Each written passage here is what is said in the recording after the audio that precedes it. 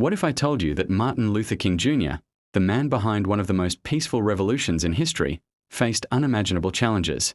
Few people know the moments of doubt, danger, and profound courage that defined his journey. From his early struggles in a divided America, to the powerful speeches that changed a nation forever. Join us as we gently unfold the inspiring story of a leader who dared to dream of equality and justice for all. Welcome to Legacy Narratives, where every story is a journey through history, wisdom, and memories worth remembering. The sweltering heat of a Montgomery, Alabama, courtroom was thick with tension. It was March 22, 1956, and a young Baptist minister, just 27 years old, was on trial for leading an illegal boycott. For 382 days, the black citizens of Montgomery had walked, carpooled, and endured harassment rather than submit to the humiliations of the segregated bus system. Now, their leader stood before a hostile judge. As a barrage of accusations filled the air, his lawyer leaned over and whispered, "This is going to be a dark day." The young minister, serene amidst the storm, replied softly, "This is not a dark day. This is a great day. The cause is right, and we are willing to pay the price." That unshakable conviction, that willingness to transform anger into disciplined love and injustice into moral clarity, was the essence of Dr. Martin Luther King Jr. His life was not a sudden eruption of activism but a deliberate, faith-filled journey, a pilgrimage that would bend the arc of the moral universe toward justice and leave an indelible legacy of peace, courage, and transformative change. Martin Luther King Jr. was born into a world of strict boundaries on January 15, 1929, in Atlanta, Georgia. He was the second of 3 children to Reverend Martin Luther King Sr., a formidable and respected preacher, and Alberta Williams King, a former schoolteacher and the gentle, steady heart of the family. The King home on Auburn Avenue, in the heart of the black community known as Sweet Auburn, was a place of love, discipline, and deep faith. Daddy King, as he was known, was a proud man who fiercely resisted the indignities of segregation, instilling in his children a profound sense of self-worth. Young ML, as he was called, was a precocious and sensitive child.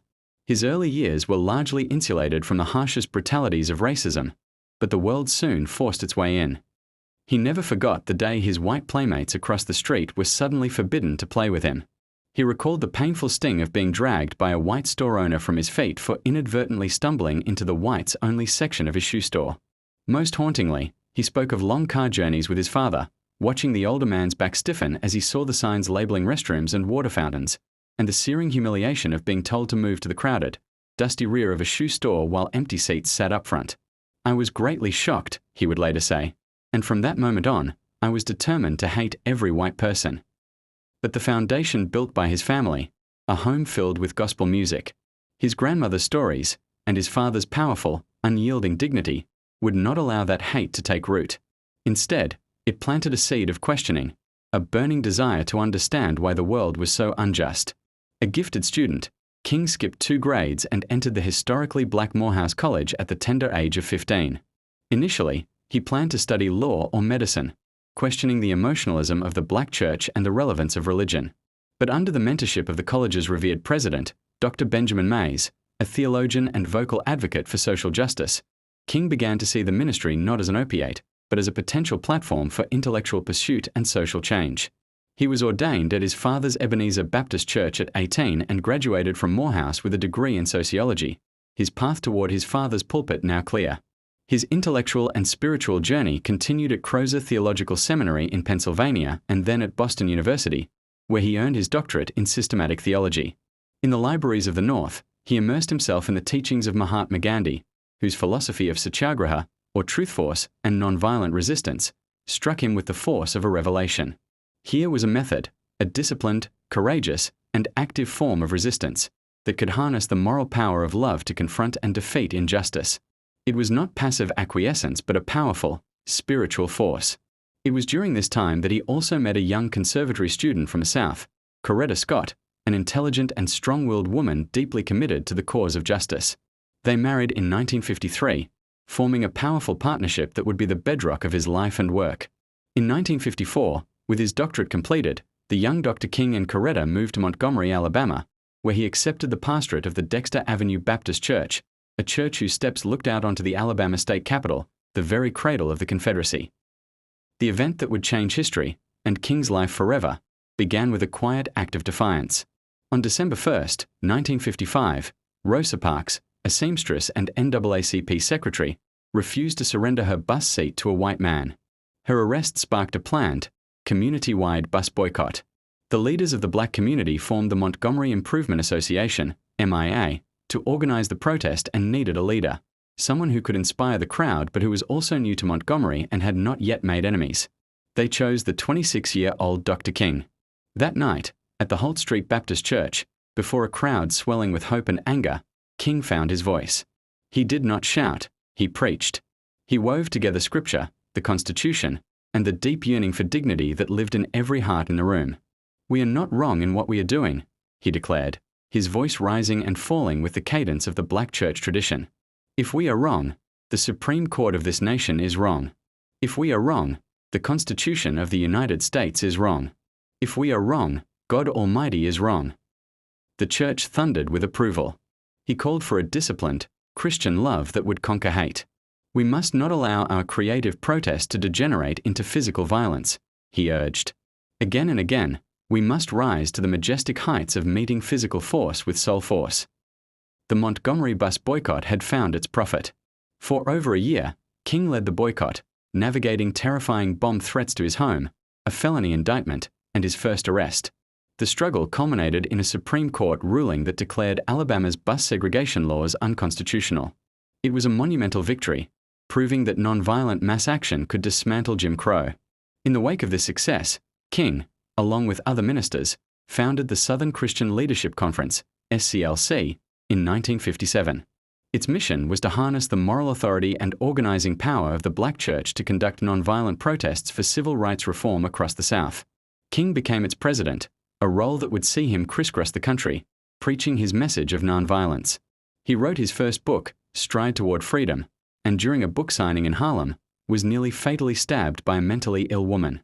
He would later say that the fact the tip of the blade rested mere millimeters from his aorta, and that had he so much as sneezed he would have died, confirmed his belief that his life was being preserved for a larger purpose. The movement gained momentum through the sit-ins of college students in Greensboro, North Carolina, and the freedom rides of integrated groups challenging segregation in interstate travel. King and the SLCC answered the call to support local movements, often stepping into the most violent crucibles of racism.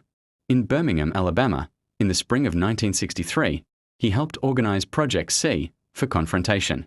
The goal was to end the city's rigid segregation through peaceful marches, sit-ins, and boycotts.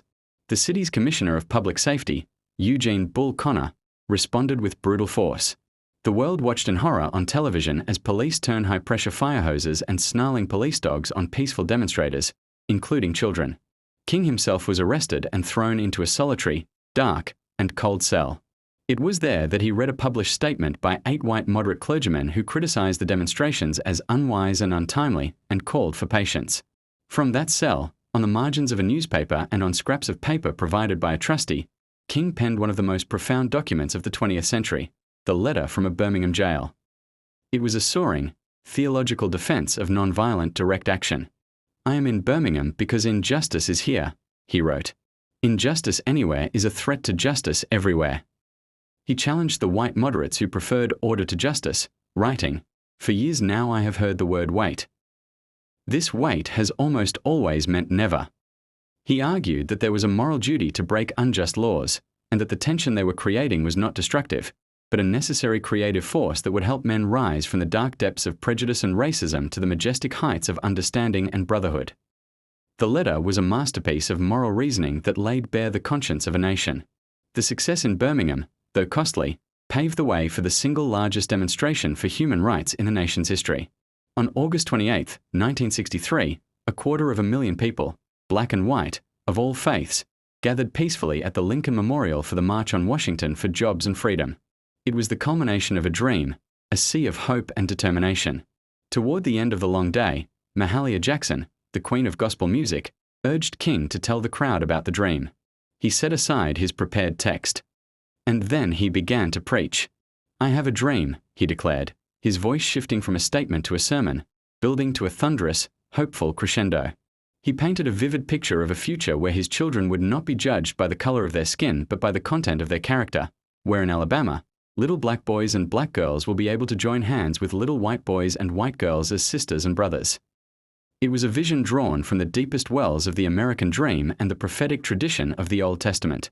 The speech was not just a call for civil rights, it was a call for the redemption of America's soul.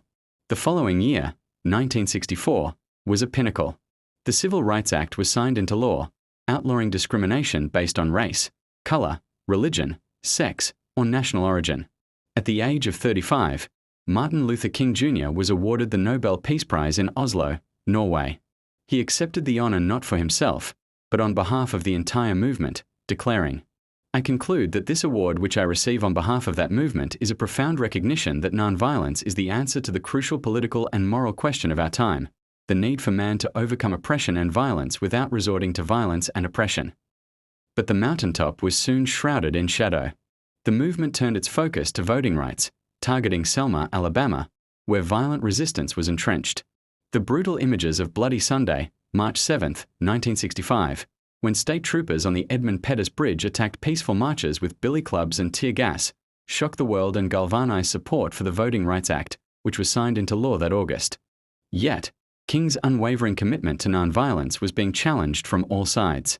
The FBI, under J. Edgar Hoover, waged a vicious covert campaign to discredit him. White backlash grew more virulent.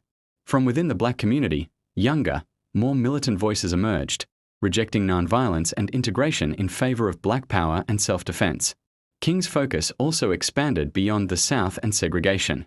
He began to speak out against the Vietnam War, calling the US government the greatest purveyor of violence in the world today, a stance that alienated many allies, including President Lyndon Johnson.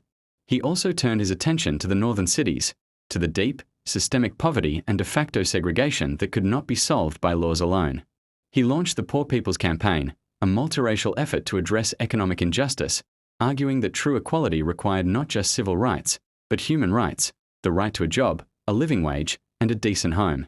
It was for this campaign that he traveled to Memphis, Tennessee, in April 1968 to support a strike of predominantly black sanitation workers. They carried signs that simply read, "I am a man." On April 3rd, a stormy night, he delivered what would be his final sermon at the Mason Temple. He was exhausted, and his voice was heavy with the weight of threats and weariness. Yet, he rallied, speaking of the parable of the Good Samaritan and why he, too, stopped to help those in need. "I may not get there with you," he thundered in a powerful, prophetic conclusion.